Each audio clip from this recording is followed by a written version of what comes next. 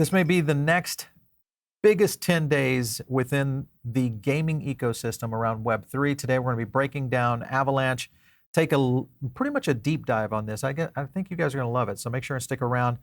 It's going to be awesome. My name is Paul Barron. Welcome back into Tech Path. And today's topic, of course, Avalanche Gaming. We're going to be talking about somewhat of I feel like maybe a takeover is happening right now. I want to jump to our first clip before we bring our guest on today. You don't want to miss it.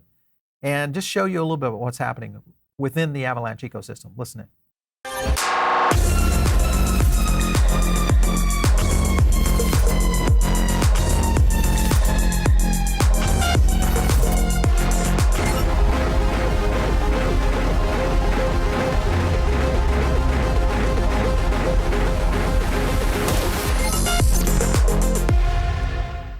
All right, so for all of you that might be listening in on the audio side of this, first thing, jump over to the YouTube channel because you'll get a chance to see the trailer that we just played that I think showcases the pretty much top of the heap in terms of where Web3 gaming is going, and Avalanche, of course, pretty much leading the pack there. Another clip I want to jump to is the launch of Teleporter. I know we've talked about it before, but I want to get into a little bit more detail on this. Listen in.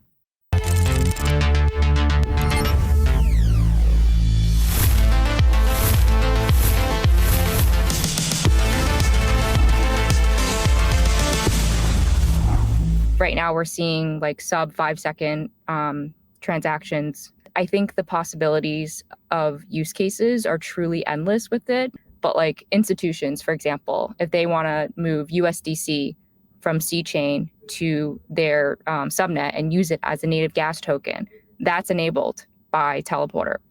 Gaming, if you are playing on the Gonzilla subnet, you have weapons or like skins or whatnot, and then you like it so much that you're like, hey, I want to go check out Shrapnel. Well, if you have those NFTs that represent those weapons in games, you might be able to use those items from Gonzilla over on Shrapnel as well. So that is a huge advancement within the ecosystem of Avalanche, especially when it comes to gaming and the subnets. And we've talked about these quite a bit on the show, so make sure and check back on some of our previous Avalanche topics. But I also want to hit on this, and that is GDC. This, of course, is the Game Developers Conference happening in San Francisco here, March 18th through the 22nd. Now, this is one of those events that is a must-go, kind of for any developer that's in the gaming ecosystem. You got to be there.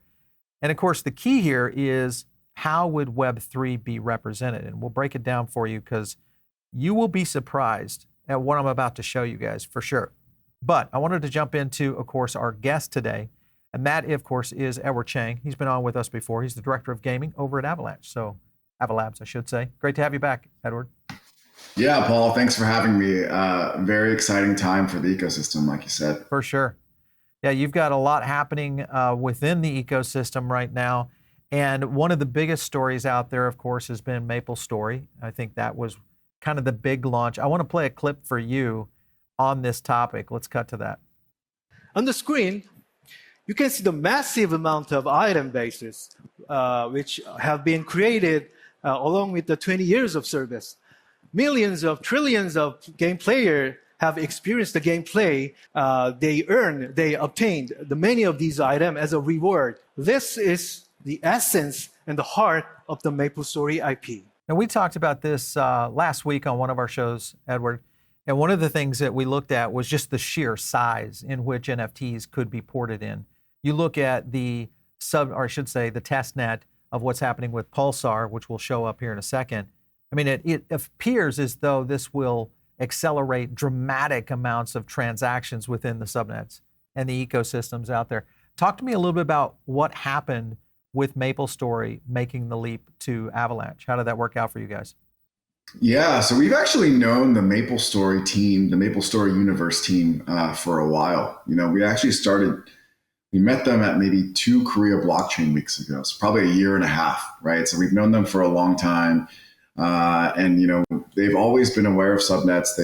We've been friendly with the team, but I would say starting kind of at the end of last year, that's when some of the conversations started heating up, and we started talking further about how subnets might be able to work for them. And when we work with teams, we tend to look for these kind of long-term partners, not really a spray and pray approach. It's like Right. where do we find kind of the highest tier partners, and then we go really deep with them, right? So we've embedded them with our Office Studios team that basically helps subnets launch, and we've also, on the BD side, we're working very closely with them. We have a Korea team that visits them and spends a lot of time with them. So it's just been a pleasure all around, and we couldn't be more excited. I think we've looked at a lot of traditional Web2 studios that have looked to enter the space, both in the bull and the bear markets. And you tend to find some of these traditional publishers are a little bit more conservative in their approach, right? Maybe they'll do a small,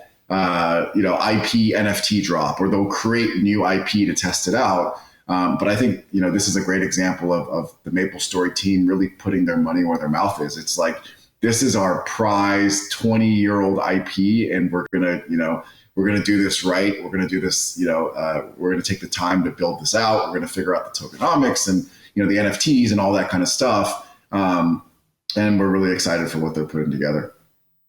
Yeah, you look at the size of this this studio. I mean, these are crazy numbers. I was just looking at just some of the registered players across some of the plays. Obviously, MapleStory right there at 180 million. That being the case, when you look at the amount of NFTs that could flow into the Avalanche subnets, what is this going to look like? Are you guys prepared for this kind of onslaught of potential NFTs coming in from MapleStory?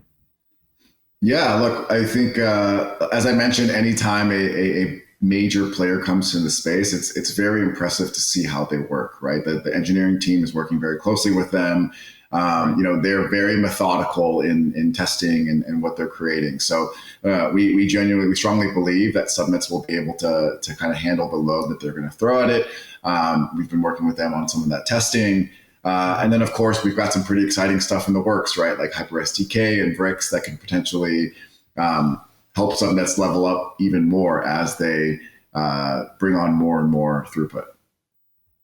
I was looking at a couple of things here from GDC. So if anybody's going to be out in the Bay Area in the next week or so, you probably should, if you're into Web3 gaming, this might be a place to go check out just to really understand where the landscape is flowing. A lot happening there. This, of course, was Mirai Labs talking. We've had Corey on before, but Mirai Labs, of course, will be there as well. So that's good to see. I think the fact that we're going to see this kind of growth too within Web3 gaming, and you're mentioning Web2 houses that are starting to make these conversions. Do you think the move by MapleStory, the game, is going to possibly accelerate other Web2 studios right now? What are your thoughts? I think it'll definitely get a lot of Web2 studios kind of ears perked up again and monitoring what they do. But I think Web3 is something so new and alongside regulation and kind of consumer feedback, I think more traditional studios will be a little bit more conservative and monitor how that goes. I do think that this MapleStory move will have a really big impact, especially in Asia, right? Because Nexon is just absolutely a behemoth out there. It's the largest game studio in Korea, obviously one of the most respected out there in the region. And so when they do things, people tend to really look at what they do, evaluate it, try to emulate it. So I think we've already seen this kind of seismic shift in a lot of this activity into Asia with the game developers, right? Like kind of being at the forefront of this, looking to take on some of this risk and be early. Obviously, the consumer base is a lot more receptive to this stuff. So I think it'll only kind of widen that gap potentially with the Western world. In that tweet, I want to go down to this is the floor map of Moscone. And I'm looking over here, guys. This is the Avalanche booth right there in the lower left, right there. And if you can compare this is Arbitrum right there coming in. And this right here, that's Nintendo, where I'm circling my mouse right now. So clearly Web3 is going to be front and center. Avalanche pretty much leading the way right here. So you guys are going to have an absolute massive booth. Who could we expect to see in the Avalanche booth? What's it going to look like? Yeah, so we're going to have a couple of our kind of key partners represented there. Merit Circle, obviously, with the Beam subnet, is going to have a presence there, and they're going to be able to showcase some of their games. We're going to be able to have Shrapnel and Bloodloop, both different first-person shooters, kind of be able to be played and demoed. And then we'll have a couple other games that we're going to be, showing trailers and promos for as well. And then there will just be a lot of the folks from the Avalab side. This is going to be probably the biggest event that we're kind of full out activating at this year. We had a great response last year at GDC because I think a lot of people walked in and they were like, whoa, like I didn't even know blockchain games were at this stage where you could show like these types of sizzle reels and whatnot. And I think this year we want to go one step further to say, not only is there really cool stuff being built, but this stuff is launching and you can actually go play it. And so that's what we want to hit people with. And hopefully we'll have that impact while we're there. Yeah, I want to go back to the Mirai Labs. This, of course, was Pegaxy. We had that team on here, but they're getting ready to launch, right here. So pre-registration is up and going. Current registration is 22,000 on this. This is another project that had moved into Avax. So more and more as we see this kind of going in that direction. And then also the Beam, I think it was the Beam. Yeah, Forgotten Playland. This one right here. So this is pretty much their flagship. And remember, Beam kind of runs within the two ecosystems, IMX obviously with Avax as well, but for Forgotten Playland. I'm kind of curious, when you look at the Beam strategy and how they're working into gaming as a whole, how do you see this playing out in terms of a relationship between you guys, Avalanche, and Beam moving forward? Yeah, we've had a great relationship with them. I think we've probably been working with them for a year and a half, almost 2 years now as well. I've gotten to know kind of Mark and the founding team there. They're great to work with. They really know like their branding, they understand games, they understand investments, and they're building. It just made a lot of sense for them. And I think they've been kind of at this forefront of this pivot, if you will, for like guilds and gaming DAOs into like this next business model, which makes a lot of sense, right? And we obviously love the implementation of Beam. It makes a lot of sense in the sense of we see it as 1 + 1 = 3, right? They bring their technical expertise. They have their own subnet. They've got, strong economics for their underlying token. They can support those games, but we can also as well, right? We can come over the top and kind of co-market and offer other incentives and whatnot. So, whether a game is deploying on the C chain, whether a game is deploying on their own subnet, whether they're on the Beam subnet or publishing, on, for example, like DFK chain or something like that, right? That's all great to us because that's all within the Avalanche ecosystem. And as you showed earlier and talked about, with Teleporter and other technologies coming out, it's going to make it so seamless. And, we're going to be this chain made up of many interconnected chains, and we're moving full speed towards that vision. Are you guys seeing those kinds of questions coming to you for platforms, and I should say companies, whether it's retail, that are trying to maybe look at connections with Web3 gaming in its early stage? Are you seeing those yet? We're not seeing as much of those yet because I think that ad spend or those partnerships tend to follow on with maybe more volume or critical mass of players. But I think we're all here, including myself included, because we strongly believe in the potential here, right? And you've shown a lot. You've been a great proponent of obviously our ecosystem, and you've showcased like Off the Grid, Shrapnel, Beam, Mirai, MapleStory now. We see all of these products, DFK, we see all of these products and subnets as ones that can, be on their own with 1 million players, for example, right? And once we get closer and we start ramping up towards that critical mass, then these brands and these Web2 studios and creators they can't help but kind of notice, right? And I already see it in like the velocity of inbounds that we're getting, or even like on my LinkedIn DMs or texts from friends who I haven't heard from in a long time. They're like, hey, you're going to be at GDC. Would love to chat. Oh, I heard about MapleStory and all these things. Like, I think sentiment is kind of turning at a really good time around when a lot of these really great games are launching. Yeah. Well, I think that also shows just how early, still we are within this ecosystem, and being able to see these games do what they're doing right now, which is getting into a strategic mode so they can build on a network that is going to be able to handle the kind of transactions that they're going to need to move into. I'm looking at the test net right now, and I've got Pulsar up here. This is the subnet right here of Pulsar. This thing hit like 3 million transactions, 2.9 million transactions, which is insane for when you think about just transactions in general and the capacity.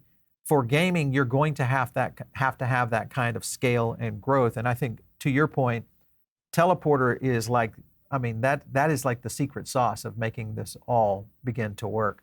You look at that in terms of roadmap coming down the pipe. Now you've started to draw in some of the best names. You've got the infrastructure going. You've got transaction speeds and scenarios licked. Costs seem to be licked as well in terms of how these games are going to be able to deal with these things. What's next up for Avalanche Gaming as an ecosystem going forward? Yeah, I think for us, it's whatever we can do to help these games successfully launch, to draw on their first group of users, because as I mentioned before, like, we are so bullish on all of these projects in our ecosystem, and we know that a lot of these will be really successful. We've seen progress with testnet transactions, like you said. Wallets are ticking up. Obviously, it's not about like the token price, but that stuff is performing well too going into the bull. So like, all of these games are in a healthy situation, but we're all here because we love gaming and we want to see this whole industry succeed. To get there, we need these successful launches. We need players to come. We want to see transactions based off of that. We want to see the cross collaborations between this stuff. We want traditional esports teams to come in and start competing in some of these games. So we're really focused on helping shepherd these games towards launch. Obviously, we're more focused on advising them and helping them and execute on the blockchain side. So Shrapnel's in their STX, playtesting. Off the Grid is just around the corner in terms of what they're doing. MapleStory's announced that it's going to be out by end of 2024. Mirai's got Petopia out, Pegaxy V2 coming soon. Merit Circle's got a bunch of games. So I think it's going to be this massive step function. One day we're going to wake up and be like, oh man, there's way too much time. There's way too little time in the day and not enough time to play all these games out there. When you look at projects like Aether Games, this is one that, of course, we've been watching here closely. And there's something that they tweeted out the other day that I wanted to get your opinion on. Maybe we've got something here. But I see the term here, Aether Subnet. Now, normally when I hear the term subnet, I only think of one place. And that's not Polygon. I'm thinking that's an Avalanche subnet. So am I right here? What's going on here? What I'll say is, we've had discussions with the Aether team. We really like what they're doing. We think that, they operate in a space that makes a lot of sense for blockchain gaming. And it sounds like they have some pretty cool announcements to come.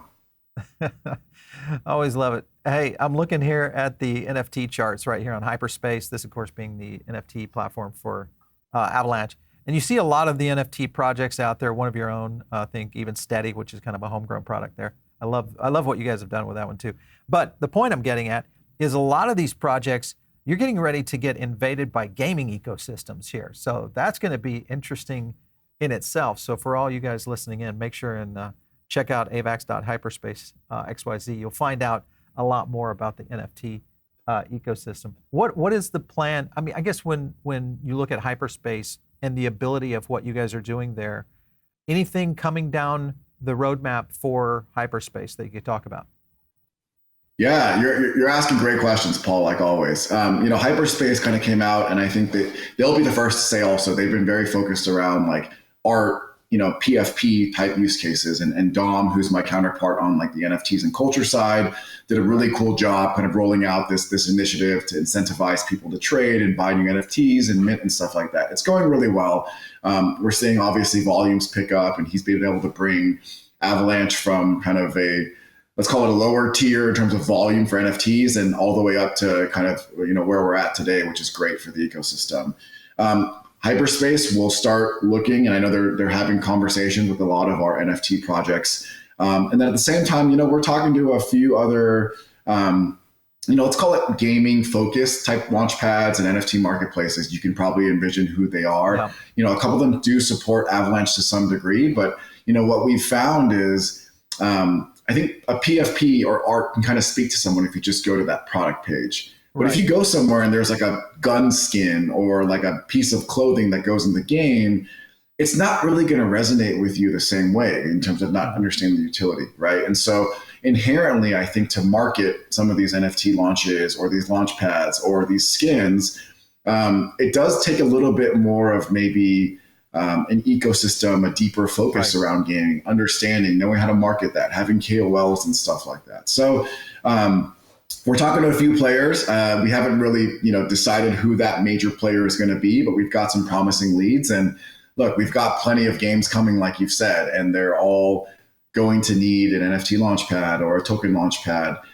And so like it makes Avalanche a very attractive destination. But from our side, we also want to make sure that they're able to, properly service and support kind of the scale that we potentially can bring with our games. Yeah, well, I'm watching the NFT sales by volume pretty heavily, and you just look here, you can see Avalanche sitting at number 8. I mean, you guys are really kind of in a cobra position right now, getting ready to strike. The question I have is, when do we see that leap forward and maybe becoming the number 5 here above Binance? Yeah, and I think that's large. It's largely going to depend on like that transaction volume, right? Because even right now, if we're mainly relying on just NFT sales and drops, you only have drops every so often, right? But if we can get some of these kind of full live services games out, where you talked about, like I think Sun Young was talking on that video from that CEO of MapleStory, where he's talking about the different permutations possible of NFTs. You get just one game up and running like that, that's going to multiply this volume many times over. And then if you can get 2, 3, 5, 10 of these games, then the sky's the limit there. So Dom and I talk all the time. We have a shared interest in each other's successes. And I think that's one of the great things about Avalanche, is where we're not just a gaming chain. We're not just an institutional finance chain. Is we actually all work together and try to figure out how we can help each other. In our speak, that simply means, hyperspace is about to explode. That's what that means. In our speak, you look at the potential here of the Xbox release for Off the Grid. This, of course, is something we've been reporting on for quite some time. This could happen. Like, how close are we for this? Yeah, I'll defer to the Off the Grid team, but I don't think we're very far from that. But I think anytime you launch a game like this, and there's so many different platforms that you're talking to and dealing with, there's a lot of checks and balances that you want to go through just to make sure the product is polished. So don't think we're far, but I'll look to the Gonzalo team to report more. All right, last thing I want to kind of hit on here, of course, meme coin season feels like it's in full steam here right now. Avalanche Foundation now, of course, has said, hey, we're going to buy some self-proclaimed, completely useless meme coins, and there's for the treasury. And then, of course, you see the ones in there, Kakinu, Gecko, Kimbo, No Chill, and Tech. Those are some of the ones that are kind of interesting. I mean, it's good because I feel like it feeds the potential of the culture side of crypto, which a lot of people don't necessarily get unless they've either been in gaming or in collecting. If they've been in a collecting community, like a Pokemon collecting community, or in a gaming community, they start to understand the culture. And really, that's the way I explain a meme coin to people, because most of the times these are, they're culture sets that people are getting into. So it's kind of cool to see that you guys are supporting that for sure. When you look at the domination of gaming as a whole, South Korea being one of the biggest centers around gaming, you guys pretty much dominating that. What would be next for you from a gaming perspective to try to really get Web3 out there? It's a good question. I think if you look at where, we've hired effectively like regional heads to help us go into different regions, is probably where a lot of our focus is going to be, right? We have a head of Korea, we've got a head of Japan, we've got a head of India, we've got a head of Vietnam. Those are all areas that are very important to us. You can kind of read the tea leaves as well, in that I think we announced our Avalanche Summit. It's going to be in October. It's going to be in Buenos Aires, Argentina, right? So, South America is obviously a very important region to us. And of course, the team is probably mainly distributed in the US and North America, and in Europe. Gunas from Turkey. So, all these different regions are important, but I think, if you look at where our presence is focused, that's probably usually a good indicator.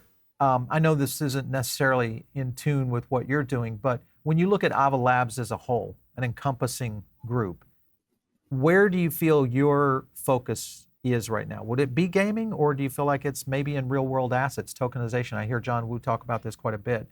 What is kind of the inner speak inside Avalanche?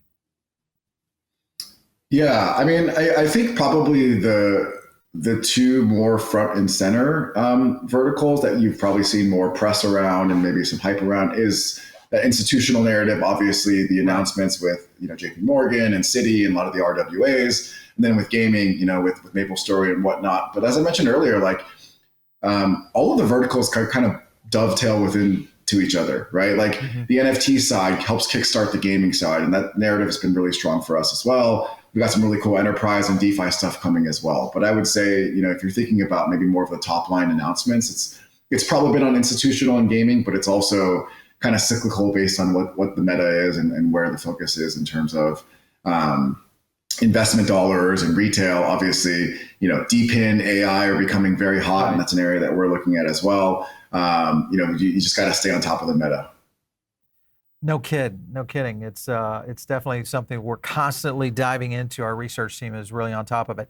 Hey, Edward, it's been great having you back here on the show. I love getting breakdowns of you. Hopefully, if I can make my way out to GDC, I'll come by and say hi. And good luck to everything you guys are doing over at Avalanche Gaming and Avalabs. Thanks for stopping in. Yeah, please let us know if you're around. We'd love to show you around. And thank you for having me as always. It's great to be here. You bet.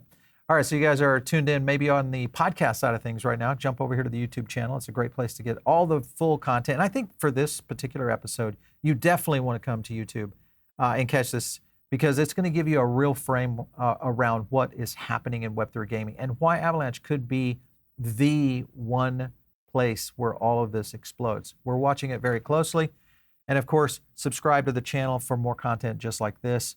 Click like on this video to probably put it in your algorithm a little easier. And of course, catch me out there on X at Paul Barron. We'll catch you next time right here on TechBath.